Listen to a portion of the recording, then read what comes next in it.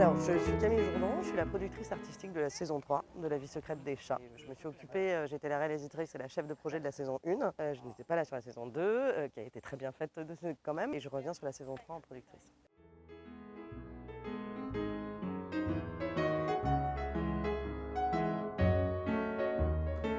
Elle est très particulière cette émission parce que quand on l'a fait la première année, c'était donc le principe, c'était un village, ça n'avait jamais été fait en France, ça n'avait jamais été fait sur autant de chats. C'est un format anglais à la base de la BBC.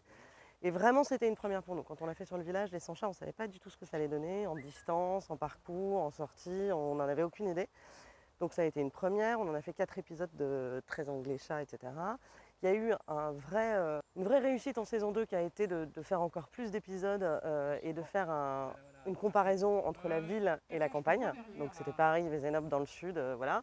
Quand est arrivée la saison 3, on s'est demandé avec les spécialistes aussi ce qu'on pouvait aller chercher comme information qu'on n'avait pas eu sur les 2 saisons précédentes.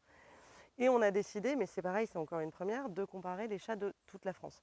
Et de se demander si les chats du nord, les chats du sud, au bord de la mer, les chats de l'est à la montagne, ou les chats de l'ouest agissaient pareil, sortaient de la même manière. Quel impact avait la météo, l'environnement, même les habitudes régionales, j'ai envie de dire, sur ces chats, et est-ce que ça en avait un ou pas. Donc à la fois, c'est une émission où on a des histoires individuelles de familles avec leurs chats, de problématiques individuelles de familles avec leurs chats, mais c'est aussi une analyse globale de plus de 150 chats sur toute la France.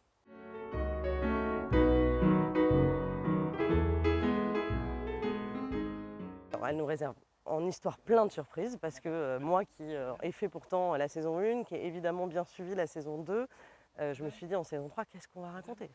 Finalement, ils sont drôles, ils arrivent toujours à nous faire rire, à nous surprendre. On a des histoires de caméras fixes qui sont assez impressionnantes aussi, au-delà du tracking, parce qu'on les suit en tracking, en caméra chat et en caméra fixe quand c'est des chats d'appartement ou qu'il y a des problématiques intérieures.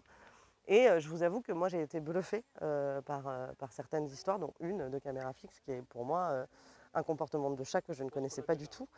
On a un syndrome, alors je ne sais pas si je peux dire ça et si les vétérinaires vont me tuer, mais on a un syndrome d'hyper-attachement d'un chat.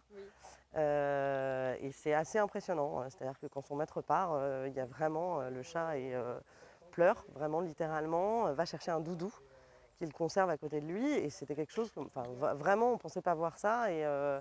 Mais c'est des images très fortes. Après, on en a d'autres en caméra fixe. On a eu des images assez fortes, assez drôles aussi.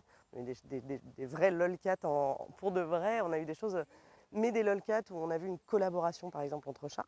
Et pareil, voilà, quand on l'a regardé avec les vétérinaires, au-delà du rire, on s'est dit c'est génial, c'est des chats qui collaborent entre eux pour une connerie.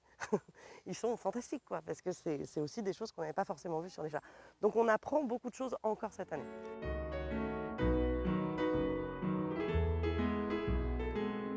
En effet, on a eu envie cette nouvelle saison de l'ouvrir à des personnalités avec leurs chats parce que y a plein d'amoureux de chats et qu'il y a des gens qui nous ont contactés, qui sont venus vers nous, comme Mylène de Mongeau, qui est venue vers nous en nous disant j'adore l'émission, j'adore les animaux comme on le sait, c'est quelqu'un qui porte la voix des animaux depuis des années et qui est venue nous voir en nous disant moi j'adorerais savoir ce que font mes chats. Qu'évidemment on était très touchés et ravis de le faire avec elle. On a Patrick Puydebas qui s'est prêté au jeu avec son chat Charlie qui est en pleine campagne en Normandie. On a Jean-Philippe Janssen qui a son chat en appartement et qui voulait savoir ce que faisait son chat quand il n'était pas là. Et on s'est penché en fait sur son chat, ce qu'il faisait quand il n'était pas là. Et surtout, il est persuadé, il a un lien avec son chat qui est de l'ordre du sixième sens. Donc on s'est demandé si effectivement ils étaient connectés. Donc on a Christophe Beaugrand qui se prête au jeu, qui est un amoureux aussi. Globalement, les gens qui sont prêtés au jeu, c'est des gens qui aiment les animaux et qui avaient envie aussi de porter la voix de l'animal.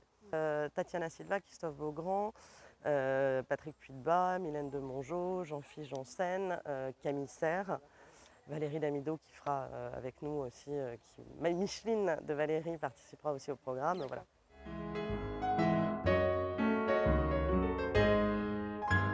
Franchement, en voyant cette saison, avec la matière qu'on a ramenée, les chasses qu'ils nous ont offertes, je me dis qu'on a de quoi encore y aller. On a encore des découvertes à faire. Alors oui, il reste des chats, mais on a encore des découvertes à faire.